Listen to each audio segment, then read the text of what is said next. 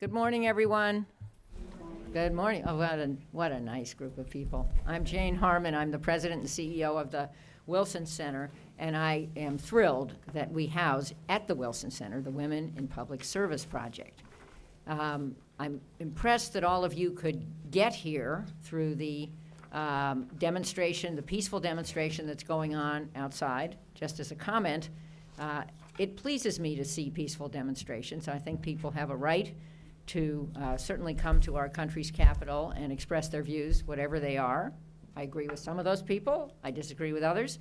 But the idea that they're out there and that a lot of young people are participating is good news.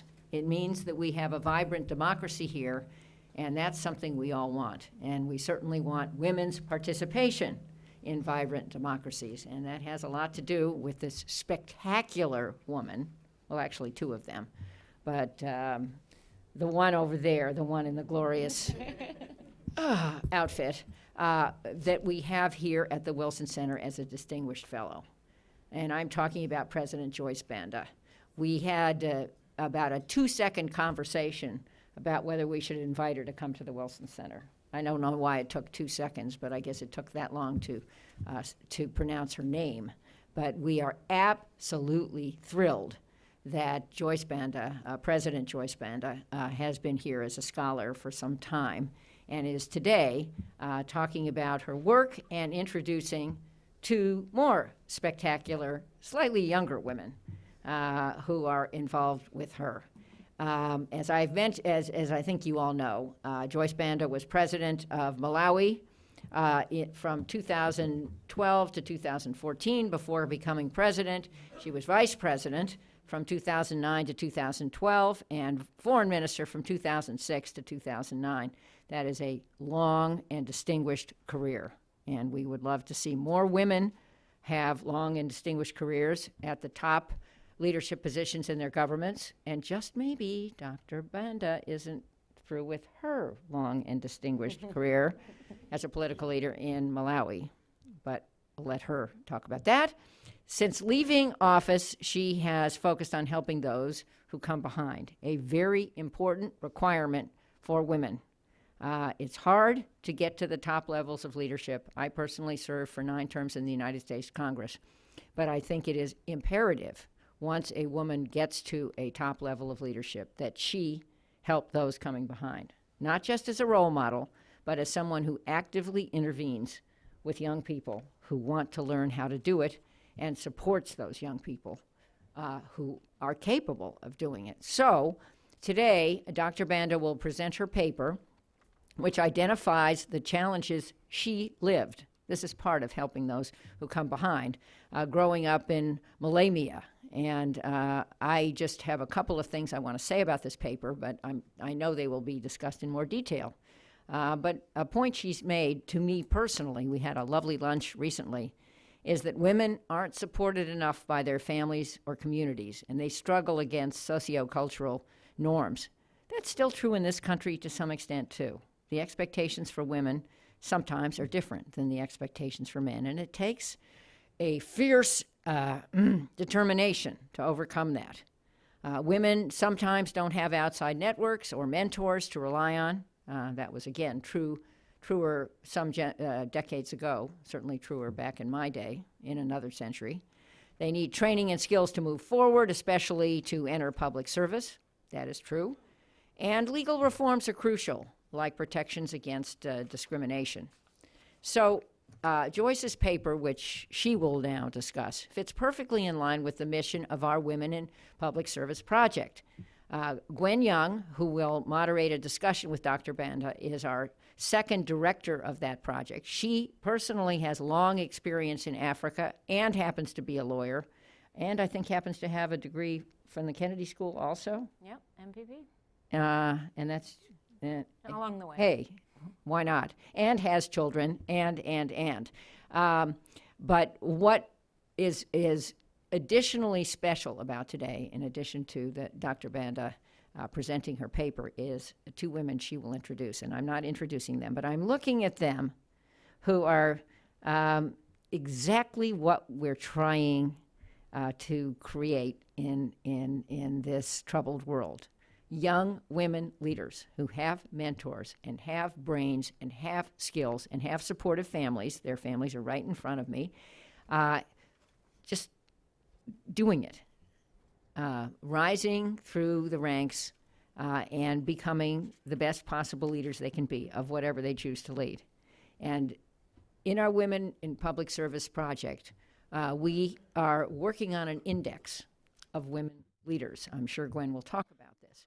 That is demonstrating where this is happening and where it isn't happening yet. And our goal is 50% women in senior leadership positions by 2050, 50 by 50. And I think we can achieve that goal, and I certainly hope so. And if that can happen, I will be long gone from here. But it will be, to me, one of the real achievements that started on my watch. So one of the other real achievements on my watch is Dr. Joyce Banda here as a distinguished scholar. Please welcome her now.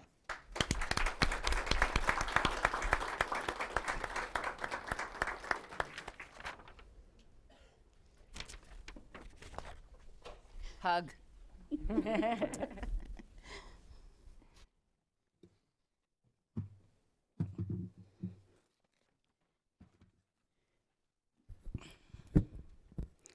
Good morning, distinguished ladies and gentlemen.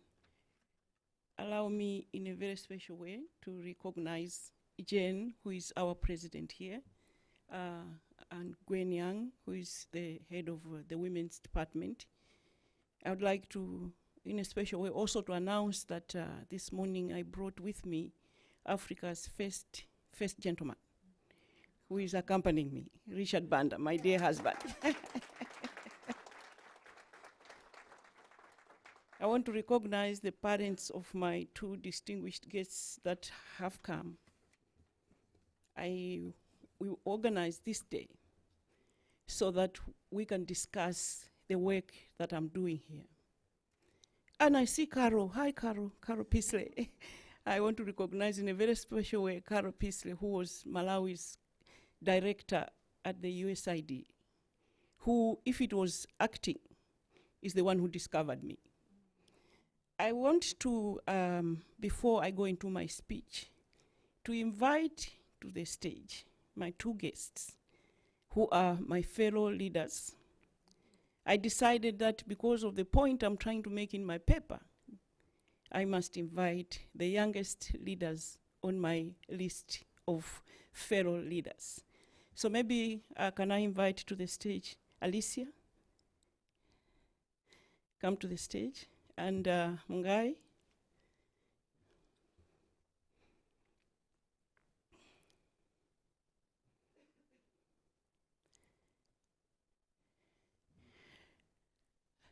I have spent most of my adult life supporting and promoting fellow women to become leaders. On my list, these are the youngest. And I thought this was a perfect day to invite them to come. They will have an opportunity to talk about what they're doing themselves. I would like to take this opportunity to thank the Woodrow Wilson Center. And I would like to thank the Center for Global Development for coming up with this joint fellowship to afford me the rare opportunity to come and pursue more and look at the issues, the two issues that I have been very passionate about. First is girls' education, but looking at the demand side, looking at the household where this girl child is growing, acknowledging that there's so much that has been done and achieved by the international community, including the US government. The Obama administration set aside a lot of resources to support the adolescent girl child from ages 10 to 14. As an African woman leader, I am making a case in that research at the Center for Global Development that what is most critical is ages 0 to 10. So that essay has already been written and published and is out there for anybody and everybody to see. Here at the Woodrow Wilson Center, I'm looking at women's leadership. I'm looking at what we can do to help and support many more women become leaders and participate in leadership in Africa.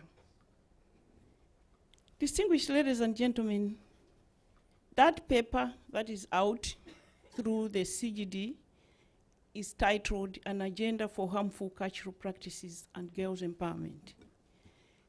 The work I'm doing here, this research, I've titled it An Agenda for Advancing Women Leaders in Africa. Why? I have several reasons, but allow me to cite a few of them. 54 countries of the continent of Africa have signed up at the UN, together with all other countries, that they are going to implement the Sustainable Development Goals, or the 17. The last time, in the Millennium Development Goals, the ones we failed to achieve were those that had to do with women, MDG 3 and MDG 5. Women's gender equality and empowerment and maternal health. This time it is my hope that if we start now focusing on 1 to 8, most of them affect women, zero hunger, poverty, all those affect women somehow. If we engage now and we start work now, we will have the opportunity to achieve them. For me, for that to happen in Africa, we need a critical mass of women leaders participating in leadership. History shows that what African women are saying now, to say we want to be sitting at the table, we want to be participating in formulating policies for our countries, is not new. Historically, we have powerful women that served as leaders in Africa. I have in mind Amina in Zaria, which is now Nigeria, Ya Asantewa of Ghana, Queen Namlangeni of Malawi. They even went to war. They even resisted colonialism. They were powerful women and they were leaders. Then colonialism set in. And when we read, research shows that most of those countries that colonized us, without wishing to offend them, did not have the structures back home that allowed them to integrate women in their structures. So what we see when we go through history, there's a gap of 50 years when women were pushed aside and patriarchy set in. But 50 years later, as our men started fighting for freedom on the continent of Africa, starting with Ghana, our women on the continent rose to the occasion. I have in mind women like Winnie Mandela, Albertina Sisulu, Rose Chiwambo of Malawi. They stood up and fought. But even then, the numbers were not adequate. They are not adequate now. But one thing that I would like to put on record is that Africa is proud that it is doing better than most. I know of continents that are still struggling, countries that may never be able to put a woman in State House, countries that are struggling to achieve that, but at least Africa has had 3 women presidents. We just elected a woman president in Mauritius the other day. Africa, the country with the highest number of women in parliament and in cabinet, 59% to be exact, is on the continent of Africa. So while some people might want to insult us, somebody said to me, but you are not aggressive enough, African women, you are so passive. I said, no, but there's something you can learn from us. There must be something we're doing right. Because Rwanda is has the highest number of cabinet ministers and members of parliament globally. So you can't tell me Africa is not doing right. What we need to do now is to increase the number of women participating in leadership. Why is it necessary to have women leaders? I've been a leader myself, so I can say without any fear of contradiction that we are better leaders. We mobilize and work together and network for the benefit of the people that have given us the mandate to serve them. Allow me to give an example. There's an organization called the African Women Fund, African Women's Fund, which was, the organization was founded by BC and Hilda Tadria of Uganda. They provide support to organizations, to women's organizations on the continent. They supported Ellen Sirleaf, and they supported Joyce Banda.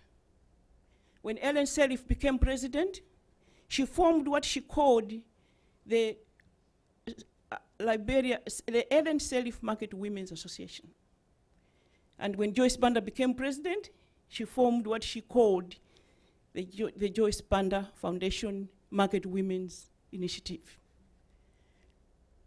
Ellen Sirleaf was able to mobilize 1 million women. Joyce Banda was able to organize 1.3 million women. The two organizations have a relationship, exchange visits. So you can see the multiplier effect when women become leaders. If the day we get 20 women presidents on the continent, they will easily mobilize 20 million women, market women, poor women, and empower them. So women leaders mobilize, women leaders work together, women leaders reach out and support others. Women leaders perform. Women leaders take risks. Women leaders fight corruption. And I deliberately mention corruption because it's hard. It's not easy. And when I became president, I was advised by my colleagues on the continent that were male to say, just cover it up. You can never win. They'll fight you back. You're fighting very strong people. I said, well, then if I have to leave State House, then it's a small price to pay. Because for me, leadership is a love affair. If I claim to love the people that I serve, then I will not want anybody to steal from them or to exploit them. I went ahead and arrested 72 people. And they are fighting me even now. But that's a woman leader. 2, they fight domestic violence. They are able to understand what it's all about. When I was president, when I was Minister of Women and Children, which was the first portfolio that I held, I began to hear and to notice what was going on. A woman who refused to go back to her husband went and hid by the riverside and chopped both her arms. A woman who refused to cook for her husband had her eyes scooped out. And I took the matter to Parliament, and I championed the passing of the law, the Domestic Violence Bill, in 2006. So it also makes economic sense to have women participate in leadership. Somebody asked President Kagame, why do you appoint so many women, up to 59%? He said, it just makes sense, because women are more than men in numbers. So women must definitely participate in leadership. And we need to start early. And that's where all this is coming from. That's why I have my 2 guests here. In my paper, I'm making a case that leadership is born. I've convinced myself. But when you read, research is saying, no, people are born with only 30% traits of leadership. The rest you have to develop. And my argument is, yes, fine, even if it is 30% traits, leadership traits that people are born with, then if we are targeting the woman, the girl child, to become a leader, we need to focus on her situation at household level, the socialization. There's research. Atlantic had issued a report 2 months ago that I read online, and even this morning I was reading it again, that says that women in China, UAE interviewed. Each one of them, without fail, talked about the role their father played that led them to become leaders.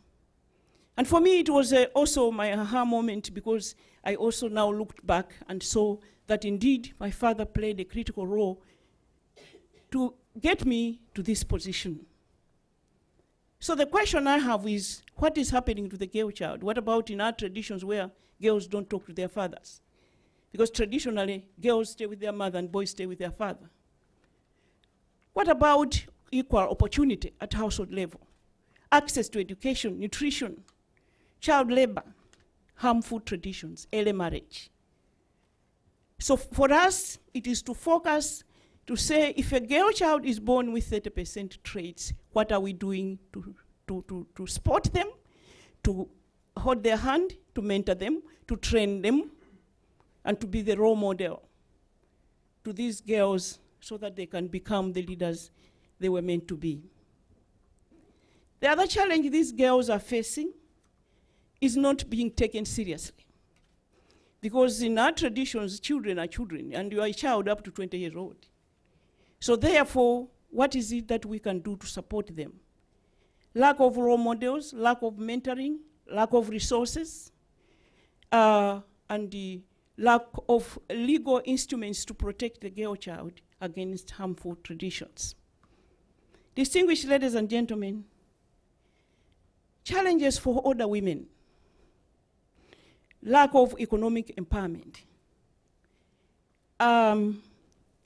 I started in 1987 to work with women and formed an organization called the National Association of Business Women. 4 women that were in that organization, including myself, ended up becoming ministers of women, and in my case, ended up in State House. I'm mentioning this to show that there's a stubborn link between economic empowerment and political empowerment. Because in Africa, it's difficult for you to campaign on equal ground with men if you don't have resources. The second challenge women face is training. And I would like to acknowledge the training that we've received from this country all the time. But my position is that most of the training that we get is not tailor-made and is not appropriate. It's not appropriate because 80% of people in Africa are rural-based. And so the way you approach them when you're asking for opportunity you have to be extremely careful, because they are villagers. And it's not the same like urban areas. The other challenge is media. And I'm so glad that one positive outcome of the latest election is the whole question of fake news. Hitherto, women of the third world have suffered in silence. We didn't know what to do or where to go. Suddenly, we see it on CNN being discussed, even taking to task the founder of Facebook and Google. It is my sincere hope that it is the beginning of the end. Because we are helpless. Where you come from, people say, but this is just fake news. But globally here, you will Google the same thing and you say, oh, Joyce Banda? That is the problem. I sat and sadly watched Hillary go from, I don't even want to go into domestic politics, but I can't help it, because when President Bachelet came and was being interviewed, she hesitated to make any comment regarding the local politics. But one thing that must be clear is that it is not fair that women suffer in silence. Distinguished ladies and gentlemen, the next recommendations. One thing that I must mention before I go to recommendations is that scandalization and abuse of women in politics is discouraging fellow women to enter politics. Because if I am a professional woman, I don't want to go and stand for elections and be called all kinds of names. So I will shy away from standing for public office. What that does, it affects quality. The kind of women now that finally stand for elections are not the professional women that we are looking for. I mean, I've found doctors and scientists, and I've said, why don't you go to parliament? Because you end up a minister responsible for climate change, because you are a scientist. And they say, no, I can't. I can't enter politics and be scandalized and abused. The last elections in one of the countries in Africa, women were being stripped naked. So it is that kind of abuse that is discouraging women from entering politics. We have looked at recommendations to address some of these issues. There are best practices that we can learn from. In 1992 in Malawi, when Carol Peasley was country director for USAID, they implemented a program that they called the Gable Project. And it was as a result of a request from those of us that are women leaders. Girls were not getting education because they could not afford school fees, because the education wasn't free. And they implemented a project where all the girls went to secondary school free. And most of the leaders that we have now in the country, women leaders, benefited from that project. But they also looked at the demand side and said the households need to be inspired, the parents need to be encouraged, the girls must be inspired to go to school. And USAID also funded a project that we called Community Mobilization Campaign. These are some of the initiatives that we would wish to see back. These are initiatives that will encourage households to send their girls to school. Secondly, strengthen regional and international women's networks. I don't remember having a role model as I was growing up. But these girls must have the opportunity to look at Joyce Banda and say, I wish I could be like Joyce Banda. And we must be able to mentor them and encourage them and support them. The second solution that I think we can look at is allocate resources for data collection, analysis, and research around women and leadership. NDI launched a project a few months ago under NDI to support, allocate resources and conduct research. The UN has expressed also concern that there isn't enough data that they can look at around abuse of women in politics. And Secretary Albright, in March of last year, launched the no-cost campaign at the UN during the CSW to fight the unnecessary abuse that women go through when they want to enter, especially elected office. We have had one meeting, NDI and the Joyce Banda Foundation, and it is my hope that we can continue to work together in this regard. The third one is to sponsor and promote legal reform. And the fourth one is to enhance political will to mobilize rural leadership, families, and the communities for behavior change and around social cultural norms as they pertain to women and girls. Number 5 is to support local organizations that offer contextually appropriate training programs. If you come and train me in Africa from here and expect me to win an election, that's the best way to make me lose. So the best is to support us, to partner with us, to train trainers on the ground, that would tailor design courses for for women aspiring for elected office. Number 6 is to appoint more women to positions of leadership. It was while I was president in Malawi that I appointed the first Chief Justice, that was female, Solicitor General, Head of Civil Service, that was a woman. We can do it when we elevate women into leadership positions. Women also appoint fellow women. I would like to end by sharing with you what happened in 2013 when I was president. We were to appoint a new executive secretary of SADC, which is 16 countries. I was serving as first woman chair of SADC, 16 countries. And I was hosting the conference in Malawi. The person to take over as executive secretary for the first time was a lady from Tanzania, Miss Dr. Tax.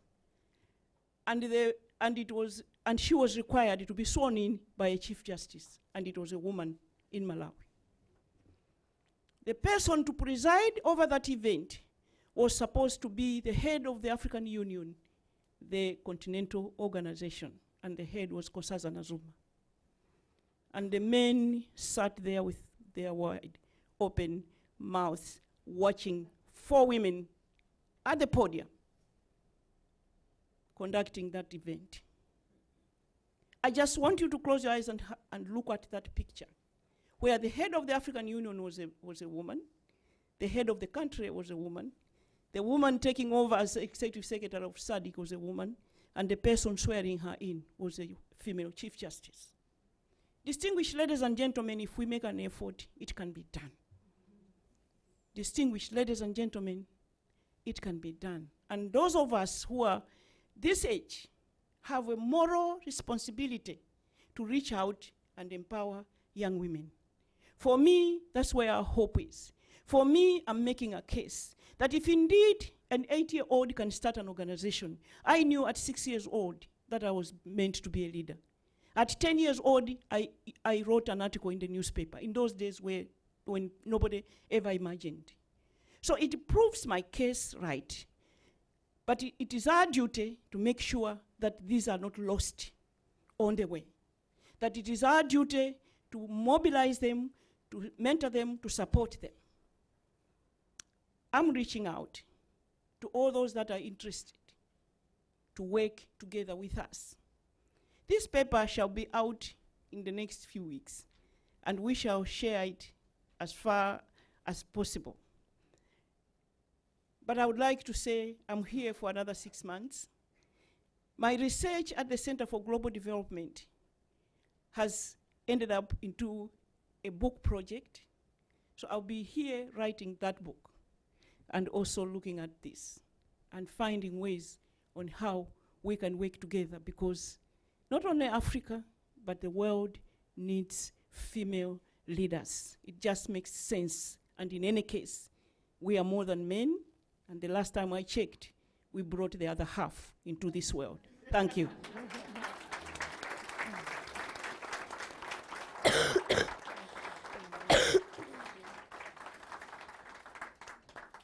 Thank you, Dr. Banda. I couldn't have said it better myself in terms of the objective of giving us hope and that we're making progress to get to that 2050 goal. And I think that we might be adding another female leader to the continent, because last I heard there's a woman running in Sierra Leone. But in South Africa too. And in South Africa as well. Yeah. But today, what is so exciting, and that I'd like to help moderate and introduce, are the young women leaders, the young girl leaders that we have here on stage, that thanks to Joyce Banda are here with us today to show us that it starts at a young age. It starts from within with an intent and a will, but also to hopefully tell us the challenges that you have faced and you continue to face, and how you overcome and how you continue to lead. So I will start to my left with a quick introduction, and Mongai Fankam is an 8th grader at the Carolina International School in Concord, North Carolina. Missing school today, I would like to say. Friends are very jealous, I think, but I think this is very important in terms of public speaking. She's been an activist and supporter dedicated to helping underprivileged children, from when she went on missions with her mother to Cameroon, starting at the age of 7, if I'm correct. Mongai observed on Cameroon that children had to travel long distances on foot to get to school and had no backpacks. They had to carry everything that they had to take to school. So she shared her concern for those children with her teacher and classmates and proposed that the kids in her school come to school without their backpacks for one day, helping everyone experience what it meant. And so began the creation of No Backpack Day, where everyone in their school rallied their support to donate backpacks filled with school supplies for less fortunate children. Since 2012, over 40 schools have participated and donated over 10,000 backpacks. So Mongai continues to demonstrate her commitment and leadership to advance her vision and humanitarian goals, and has expanded her audience to include her school board, local foundation, and publicity from all corners, including the U.S. Senate. And we're honored to have her here today at the Wilson Center. Welcome, Mongai.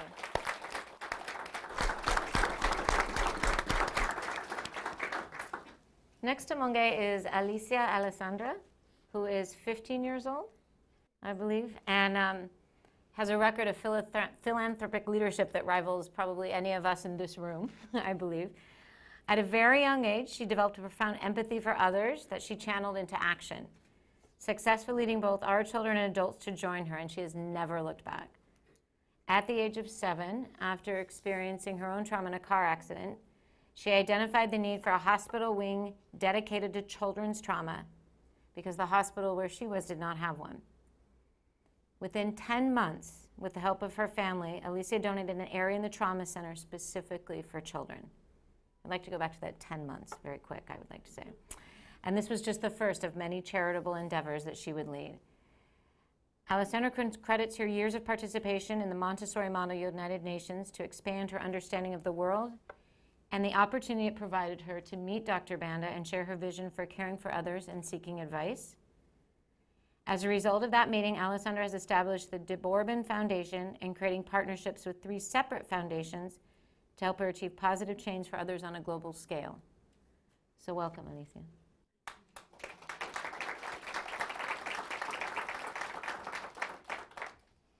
So maybe Dr. Banda, I'd like you to start with how you met these 2 young women. One thing that convinced me that these are leaders is that I didn't find them, they found me. So I think Mongai heard about me, Googled me, and told her mother, I would like to meet this person. I want her to know about my work, and I want her to know, I want to know about her work, and I want to see how we can work together. So she called me. I said, well, but she's 13.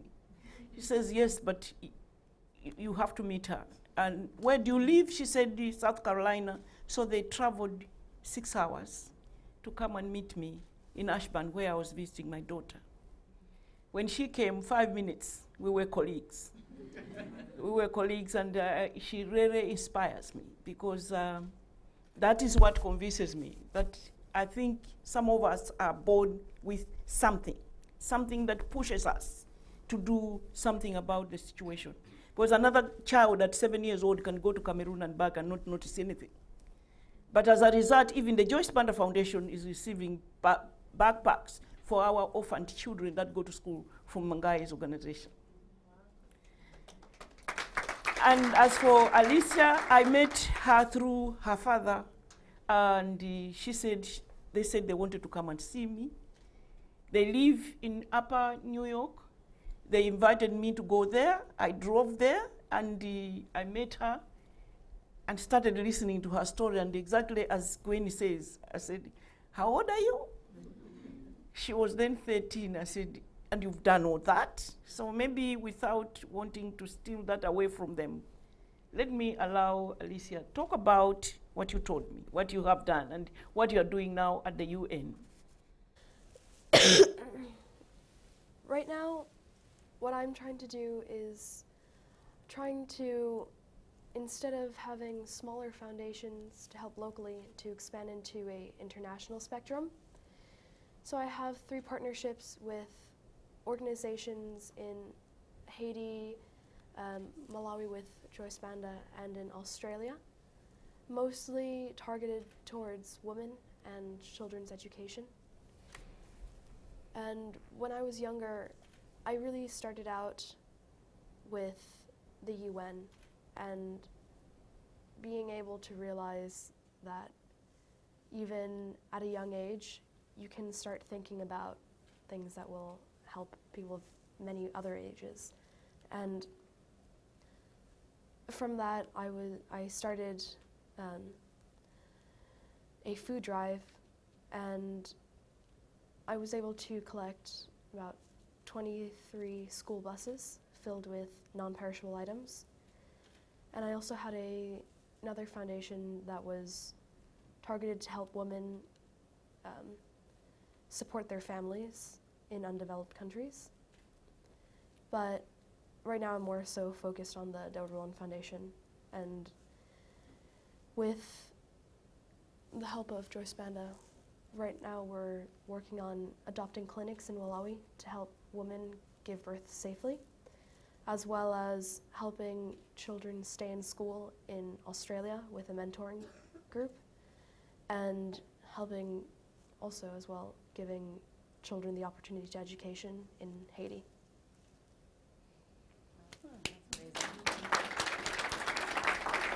So, but what are you doing at the UN? At the UN, I was a delegate for 3 years, and after that I became a secretariat for a few years, and this is my first year as a president of a committee. I'll be the president of the United Nations Security Council, and I'm also currently a mentor for young students who want to start their own NGOs with the NGO Forum with the UN.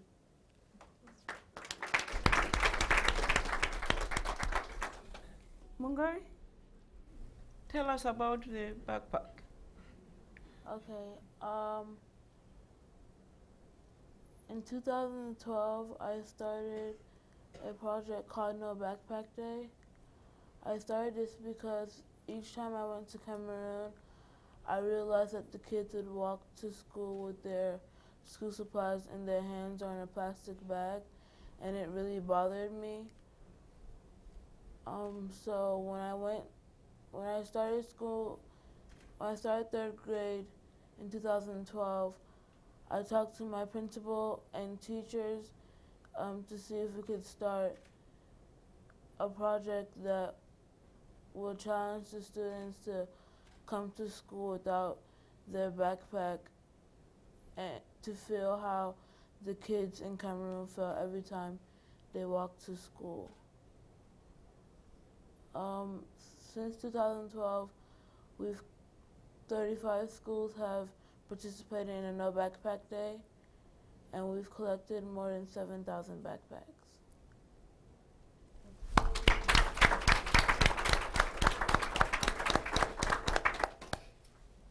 And she has invited me as guest speaker at her next fundraising event. And I have accepted.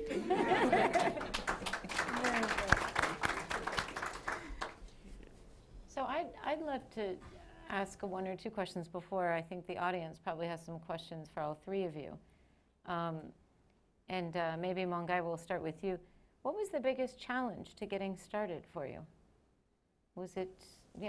Was it such a big problem, nobody wanted to participate? What was your challenge? The biggest challenge was to find schools to participate and to convince them to do it.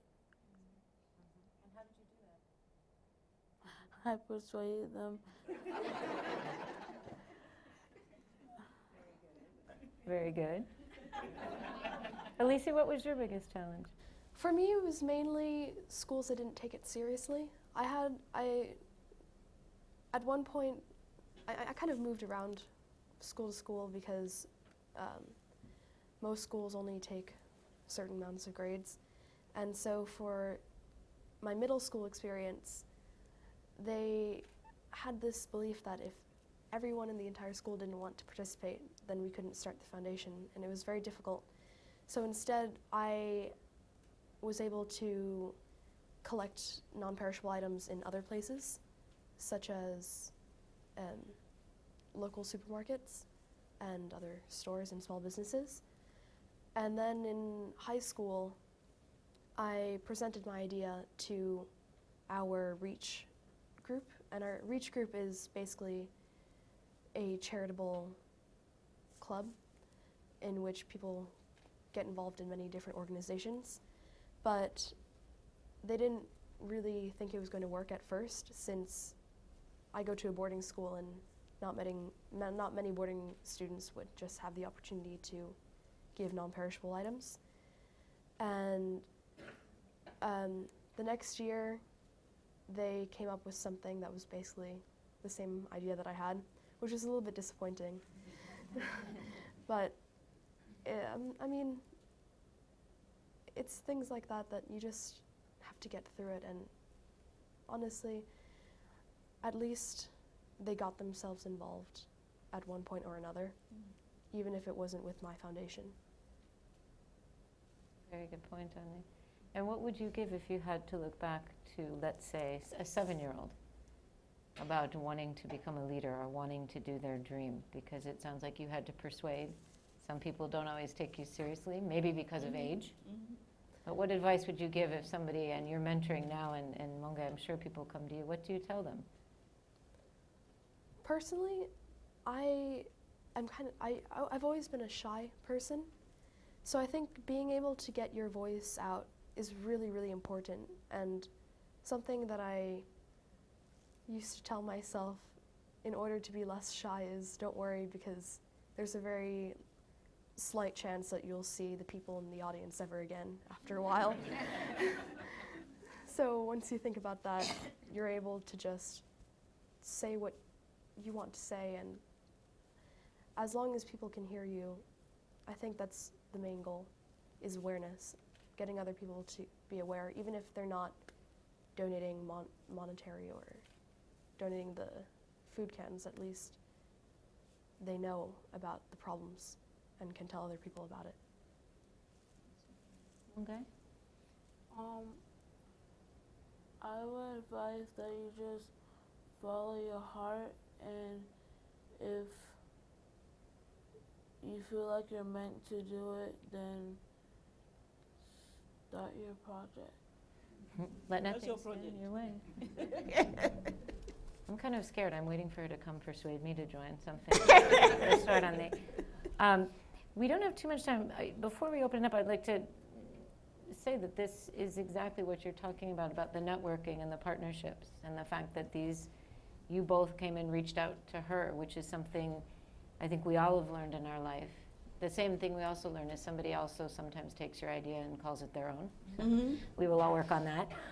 But also that you guys are both focusing on your peers and beyond. And I think that's very important, looking at using your networks that you have where you are, and how you can go beyond your community to help other people. And that's to think that far away.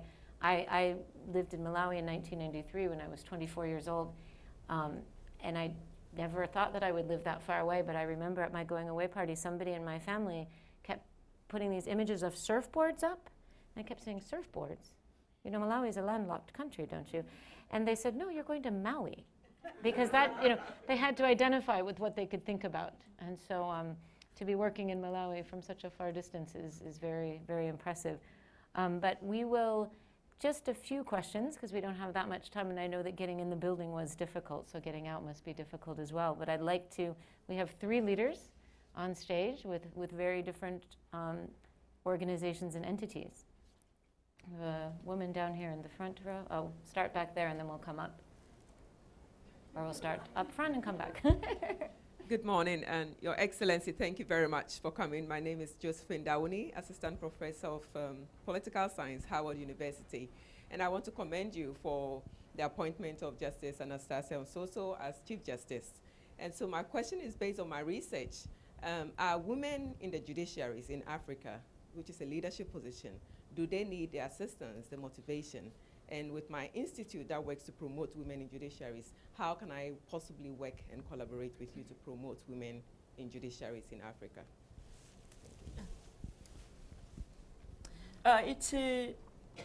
I'm excited about that already. Justice Anastasia Sosa was appointed by my husband, who was Chief Justice in Malawi, as a judge when she first came in.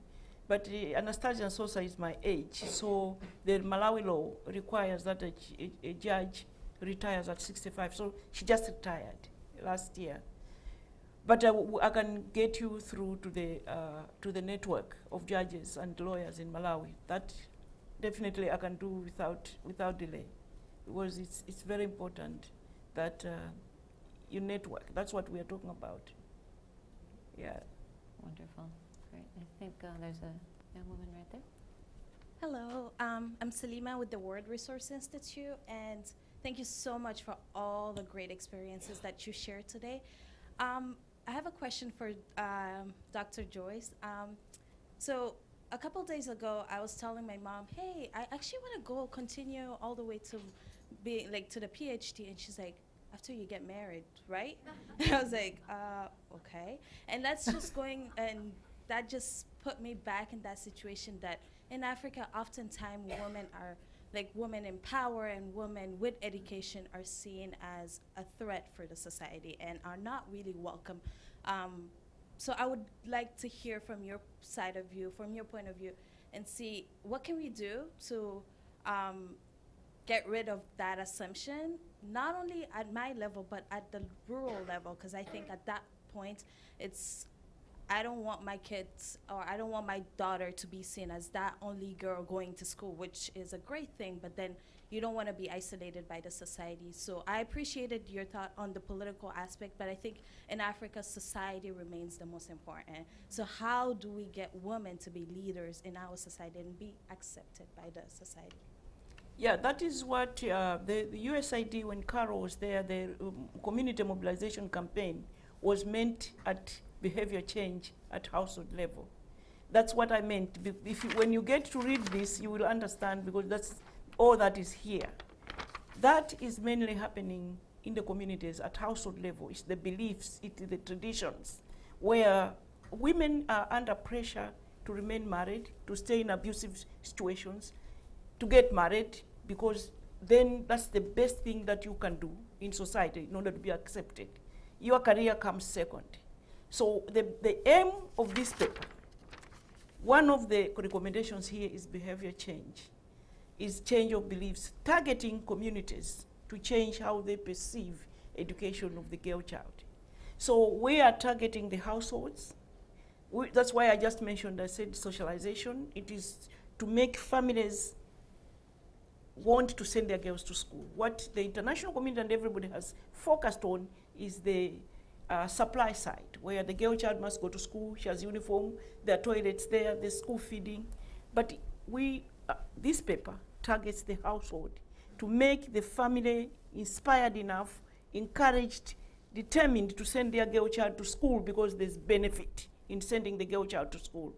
In the same vein, working with the minds of even including the girl child, to believe that it's not marriage that matters most. And this paper also targets communities. But that's the political will on the part of government. And there's already best practices that we can learn from. When I was president, I refused to accept that women should die giving life. At the time I was becoming president, 675 women were dying giving birth. And I said, that's out of the question. But we targeted communities. We targeted chiefs that are the custodians of tradition and culture, and said, if any woman dies in your village, it is your fault. Mm-hmm. So the chiefs now put together bylaws and said, if you deliver in my village and not go to the hospital, you will pay fine. So everybody went to the clinic, and then there was congestion at the clinic. The private sector assisted us to build holding shelters. In 24 months, we were able to reduce maternal death from 675 per 100,000 to 460. And the African Union recognized us for that. equally, we can do the same with girls' education. We can do the same with nutrition. We can use the chiefs, who are the custodians of culture and tradition, to make sure that the education of the girl child is appreciated. And we'll make sure they can also say, no girl shall stay in this village. But I think another challenge in Africa is tertiary education. Because primary education is free, secondary education is not free, and tertiary education is out of reach. When more and more girls go to college, the villages, the communities, the families will appreciate the advantage of sending the girl child to school. So so please look out for this paper once it is I think out. that's as we talked about, and as Congresswoman Harman mentioned as well, that there's a lot of critical factors towards women's leadership, and a lot of challenges and a lot of solutions on all sides. And I think what today shows is that changing how a community works, changing how people are socialized, how people talk about, how people look at leaders, who talks, who sits on the panel, as you brought up, who are the leaders. These young women are very important, not just from getting by 2050 to 50% of women leaders in government as being the pipeline in the next generation, but they're equally as important within their families and within their communities, showing what you guys can do, standing up next to other women and other men and boys in your community to show how that perception changes. And we have to look at education. We have to look at finance. We have to look at the media. And we have a lot of challenges.